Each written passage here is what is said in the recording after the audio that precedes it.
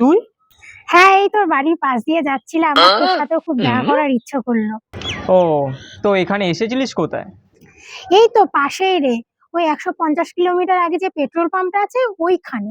হ্যাঁ, 150 কিলোমিটার? আচ্ছা। আমি জানতাম তুই একটা বড় ইউটিউবার হবে, আমার তোর উপর পুরো ভরসা ছিল। কিন্তু আমি তো শুনেছি তুই নাকি বলে বেরিয়েছিস নাকি আমি অ্যাক্টিং পারি না, আমার দ্বারা নাকি কিচ্ছু হবে না, আর নাকি গাধার বাচ্চাও নাকি আমার থেকে ভালো অ্যাক্টিং করে দেখায়। ও, এগুলো সব আমি বলেছি? হ্যাঁ, আমার কাছে রেকর্ডিংও আছে, বার করবো?